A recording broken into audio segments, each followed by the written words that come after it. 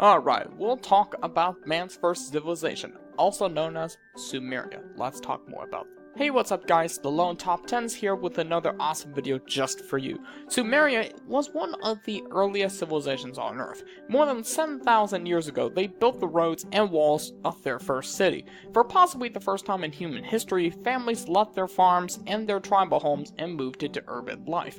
This was also the first time that anyone in Mesopotamia had lived in a tight-knit walled town. They were making their lives as administrators and scholars instead of growing food for themselves. Life here was something completely new, not just for the people who lived there, but for all of humanity. Little of life in 5000 BC remains today. All we have to work from is a few old tablets in the ruins of ancient towns, but it's enough for a small glimpse into life in history's first civilization. We're going to talk about 10 of those things. So, first of all, we're going to start off with number 10. Number 10 is that women had their own language. Sounds pretty interesting. While men and women in Sumeria were not equal, when morning broke and a man climbed out of bed, he expected his wife to have breakfast ready for him. When they had children, they sent the boys to school and kept the girls at home. The life of a man and women was a very different experience, so much so that women developed their own language. Now, the main Sumerian language was by the name of Imager, and it wasn't exclusive to men. Both genders used it. It was the main language of society. Women, though, had their own separate dialect called Imaso, or in other words, woman's tongue, and we can't find any record of any man speaking it, ever. The female language was a different dialect. So, they pronounced a few sounds differently, used a few different words, and actually had a few vowels that the men didn't use. Men probably understood it, but was likely seen as effeminate to use it. It was a language used in poetry and song, often with a mother cooing her child, or a maiden fawning over a lover. Perhaps in Sumeria, a woman who wanted to sound sweet didn't just choose her words carefully, she spoke a whole other language. Trust me. Number 9. They paid taxes before they invented money. Interesting. Taxes have been around for longer than there has been money to pay them. Even before the first coins and silver shekels came to Mesopotamia, the people had to give the king his share. Now, often, Sumerian taxes weren't too different from ours. Instead of cash, the king would just take a percentage of what you produced. Farmers would send over crops or livestock, while tradesmen might send up leather or wood. Like our modern-day governments, the wealthy were taxed harder, in some cases having to give the king half of what they grew. Now, that wasn't the only way you paid taxes, though. Sumerians would be called to work on public projects, too.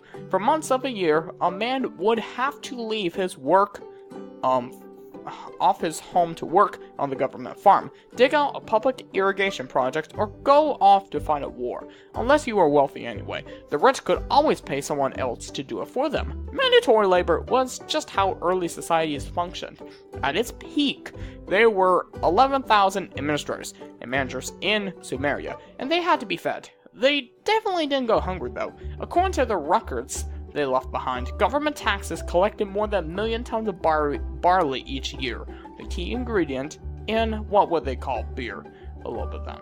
Which brings us to number 8, with life revolved around beer. So yeah, beer's just mainly the most important thing in Sumeria, kind of. So, there is a theory that civilization started because of beer. Men first started farming, the theory goes, so that they could get more drunk. They were also lured into the city under the promise of more beer. Whether that's true or not, beer was definitely a major part of life in Sumeria. It was served at every meal from breakfast to even dinner, and it was treated like a drink you had on the side. It was the main course. Think about it. Sumerian beer was different from ours, of course. It was thick as porridge with a muddy sediment at the bottom, a layer of foam on the top, and little pieces of bread left over from fermentation floating at the top. It could only be consumed with a straw, but it was worth it. Sumerian beer had enough grains to be considered a nutritious part of a balanced breakfast. Plus, it got you drunk, so Yeah. When laborers were called in to work on public projects, it was common practice to pay them with beer. That was how the king would lure farmers to work on his building projects. He had better beer. Who's got the better beer? Sumerian beer or Guinness beer? Who agrees? Number 7.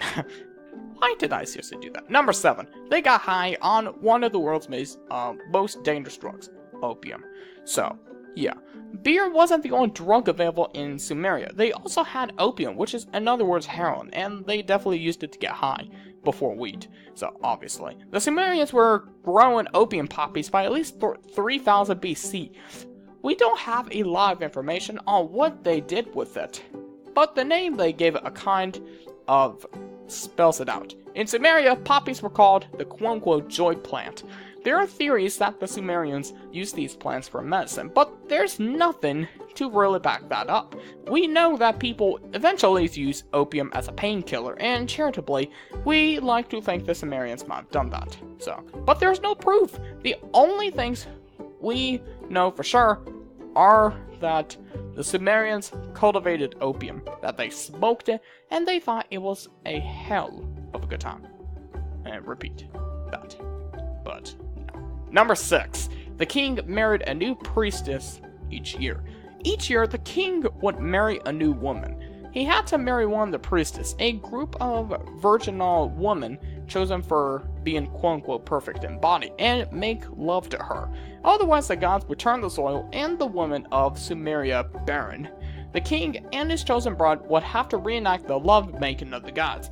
On her wedding day, the bride would be bathed, perfumed, and dressed in the most beautiful gowns that they ever had, while the king and his entourage made their way to her temple. There, a crowd of priests and priestesses would be filling the hall with songs of love, trust me. When the king arrived, he would give his now bride gifts. So, kind of. Anyway, let's talk about something. Oh, wait a minute, his new bride gifts. Sorry about that. Then they would go off together into a room filled with scented spices and make love on the ceremonial bed that was custom made just for the occasion. When it was over, the king and his bride would sit together on the throne. His beautiful new bride would gush about him to his people, reciting his poetry about his manliness, and telling the crowd that he brought them prosperity.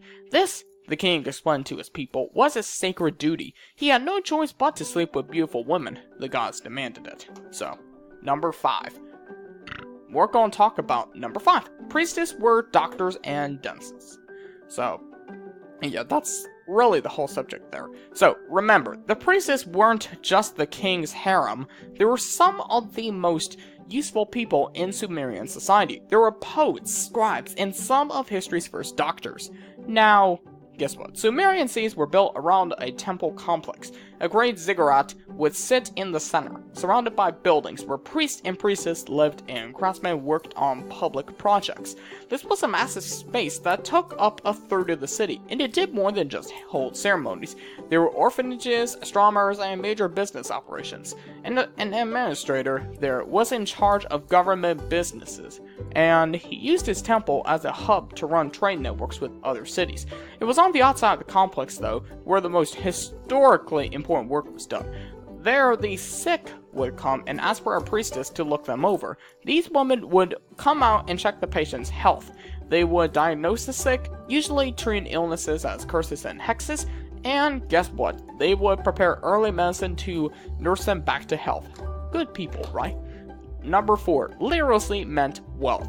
So, but what I could just say, most people in Mesopotamia, if you can actually read and write, you were considered wealthy. So, I guess. But anyway, let's talk about that some more. Now, reading and writing were fairly new concepts in ancient Sumeria, but they were already incredibly important. People there didn't get rich by working with their hands. Tradesmen and farmers were usually in the lower class. If you wanted to get rich, you became an administrator or a priest. If you wanted your kids to get rich, you made sure they were literate, not illiterate. Just remember that. Sumerian boys could start school as soon as they were 7 years old, but it was expensive. Only the wealthiest people in the city could afford to go. At school, they were taught math, history, and literacy, usually copying what a teacher had written until they could imitated perfectly.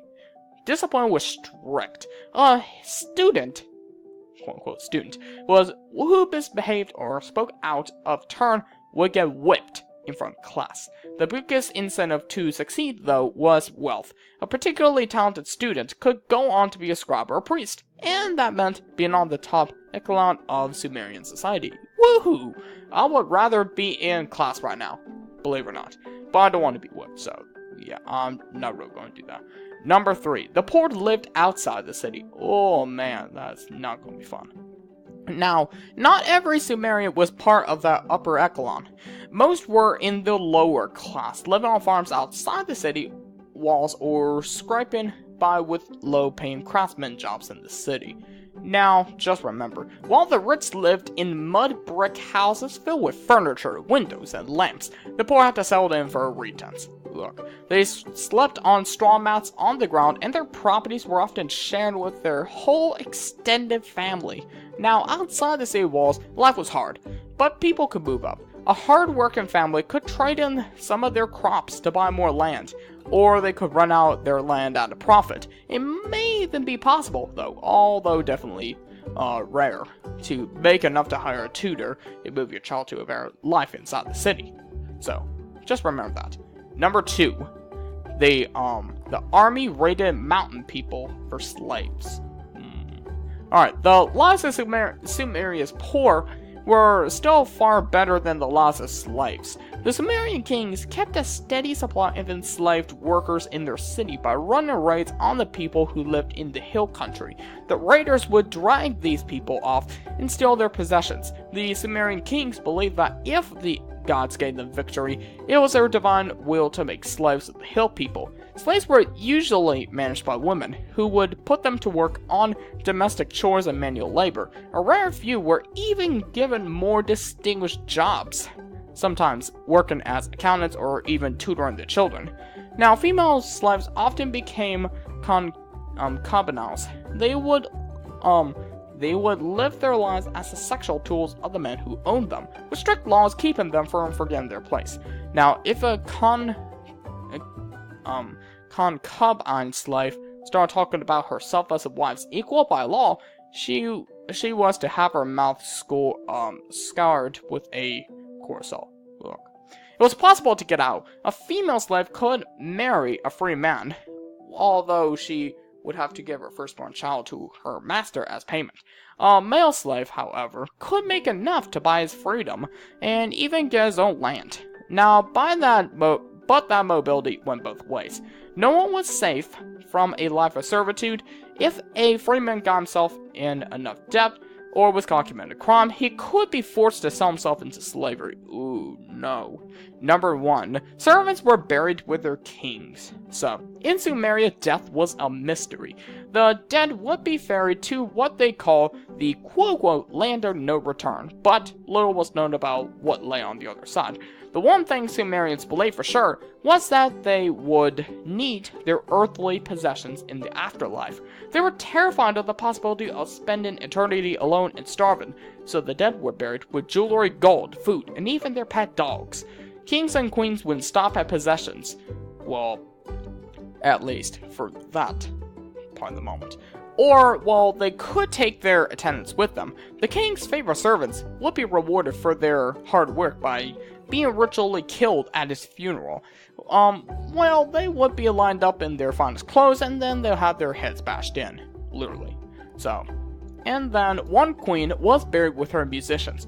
They were poisoned and thrown into her tomb so that she wouldn't have to spend eternity without song. A king was buried with 73 servants, their bodies positioned to be eternally kneeling before his remains. Some kings may even have to be buried with their loving families. In the Epic of Gilgamesh, the king was buried with his beloved son and his favorite wife. No one was safe. When the king died, death could come for anyone who held dear.